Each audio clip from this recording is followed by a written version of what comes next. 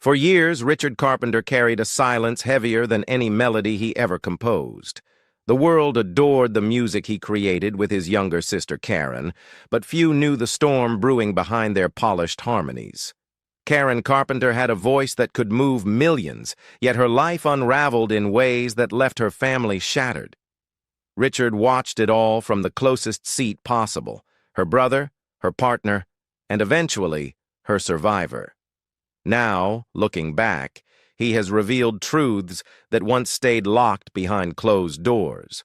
Truths that reshape how we understand the Carpenter's story and the devastating end that followed. Childhood shadows and family divide. Karen Carpenter was born on March 2, 1950, in New Haven, Connecticut, at Grace New Haven Hospital. Her older brother Richard, born in 1946, had already been labeled the prodigy of the family. Richard showed perfect pitch by the time he was 4 and was composing music at 5. Their mother, Agnes, celebrated every detail of Richard's progress, documenting his lessons and praising his talent to anyone who would listen. When it came to Karen, the attention was far different. She was often described as the child who just banged pots and pans in the kitchen. That imbalance became the foundation of Karen's lifelong struggle for approval, especially from her mother. Their father, Harold, worked in printing, earning modest wages that barely covered the family's needs. By 1963, he was earning about $7,200 a year, and when an opportunity arose in California, the Carpenters sold their small Connecticut home for $12,500 and bought a house in Downey for $13,500. The real motivation behind the move was Richard. Agnes believed Los Angeles would give her son the chance to fulfill his destiny in music. In letters to relatives, she wrote about Richard's bright future but barely mentioned Karen at all. Karen, only 13 when the family relocated, struggled to adjust. She spoke with an East Coast accent that set her apart at Downey High School. She was shy, awkward, and often felt like she didn't belong. But then came the turning point. During a music class, she tried the glockenspiel, but when the drummer of the school band quit, Karen asked to step in. Within minutes, the conductor realized she had a natural gift for rhythm. She mastered patterns in weeks that took others months. By the end of that year, she was already playing complex pieces like Caravan and Malagueña. Despite her obvious talent, her mother remained unmoved. Richard was given a $750 Baldwin piano and private lessons. Karen practiced on borrowed drums, never receiving financial support for her music. In her high school diary, she wrote the heartbreaking line, "Mom thinks Richard is Mozart, and I'm just noise." Richard, however, saw something very different. He recognized her rhythm as extraordinary, and in time, her voice would prove even more remarkable. The rise of the Carpenters. In 1965, Richard Carpenter, 19, was arranging jazz while his 15-year-old sister Karen impressed behind the drums. With bassist Wes Jacobs, they formed the Richard Carpenter Trio and won the 1966 Hollywood Bowl Battle of the Bands with Richard's piece Ice-T. RCA gave them studio time, but their jazz sound clashed with the rock era, and the group fell apart. Everything changed when Karen casually sang "I'll Be Seeing You." Richard realized her voice was extraordinary, even if she still thought of herself as a drummer who happens to sing. By 1967, they formed Spectrum, focusing on harmonies, though record labels dismissed them as too soft. Still, Richard built arrangements around Karen's contralto, convinced it was their path forward. In 1969, a demo of their slowed, emotional version of Ticket to Ride reached Herb Alpert at A&M Records. Captivated, he signed them on April 22nd. Karen, only 19, needed her parents to co-sign the contract.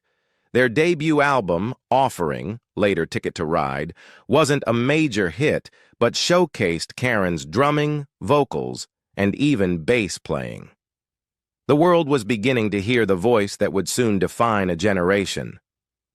worldwide fame, and the pressure of perfection.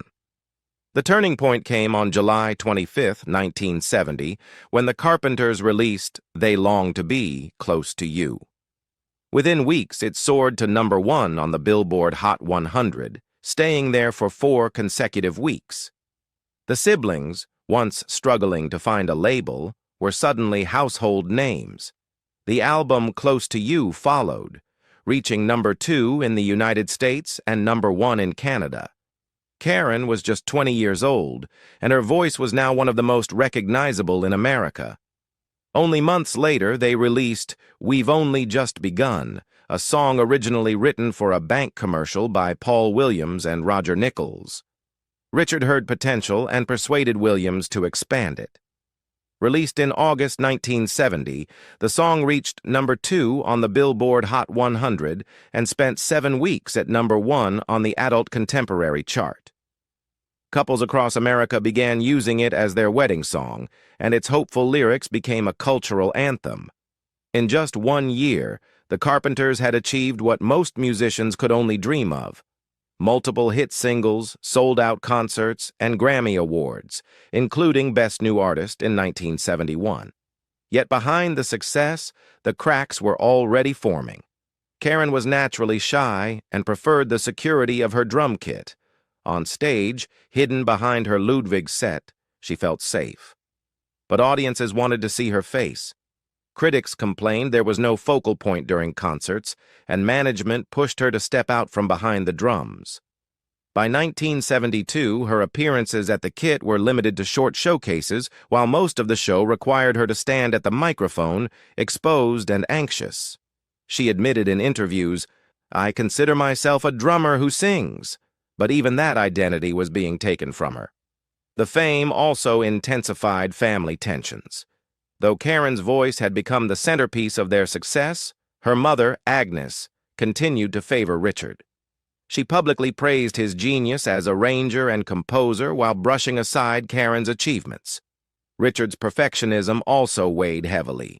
He chose the songs, crafted every arrangement, and enforced a relentless schedule. In 1973 alone, the Carpenters played 174 concerts, recorded a full album, and appeared on multiple television specials. Karen, exhausted, felt powerless, reduced to the image of the sweet-voiced frontwoman rather than a full artist. The illness deepens, and the solo dream. By the mid-1970s, Karen's health had become impossible to ignore. At live performances, her frail appearance often drew audible gasps from the audience. In 1975, the Carpenters abruptly canceled their European tour. Officially, the reason was exhaustion, but those close to the group knew the truth. Karen was too weak to perform. At just 91 pounds, she could barely stand through a set. Newspapers speculated about cancer or other illnesses, but almost no one recognized the signs of anorexia nervosa. It was a disorder that remained virtually unspoken, hidden behind shame and misunderstanding. Still, the praise for her talent never stopped. In 1975, Playboy magazine held its annual music poll, and to everyone's surprise, Karen was voted the 10th best drummer in the world, ranking even higher than John Bonham of Led Zeppelin. Bonham, reportedly furious at the comparison, mocked the result. But for female musicians, it was a landmark moment. A woman who had been pushed away from her drums was still recognized among the best in a male-dominated field. Karen herself downplayed it, joking, "I hope he's not too upset. I love Led Zeppelin." Yet privately, the poll only reminded her of what she had lost, the freedom to play the instrument she loved most. Behind closed doors, the family dynamic only deepened her pain.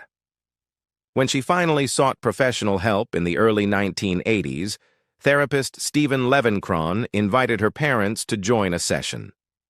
Richard was able to tell Karen he loved her. But when it came to Agnes, the approval Karen had craved her whole life, her mother could not say the words. Not even in therapy, not even when her daughter was clearly dying. Richard later admitted that moment haunted him because he saw how much Karen needed to hear it. Amid the personal struggles, Karen longed for independence. In 1979, with Richard in rehab for his addiction to Quaaludes, she seized the opportunity to pursue a solo album. She traveled to New York and began recording with producer Phil Ramone, known for his work with Paul Simon and Billy Joel. The sessions were electric. Karen experimented with disco, ballads, and jazz-infused tracks. She sang sultry lyrics that showed a more mature side of her artistry. Paul Simon was so impressed with her rendition of "Still Crazy After All These Years" that he altered a lyric for her version. For the first time, Karen was shaping her own music without Richard's control. Friends who heard the finished album were stunned. They said it was the most confident, versatile work she had ever done. Karen herself was overjoyed. She even considered moving to New York to start fresh, away from the suffocating family dynamics in Downey. But when she played the album for Richard and executives at A&M Records in early 1980, the reaction devastated her. Richard, just out of rehab, saw the project as a betrayal.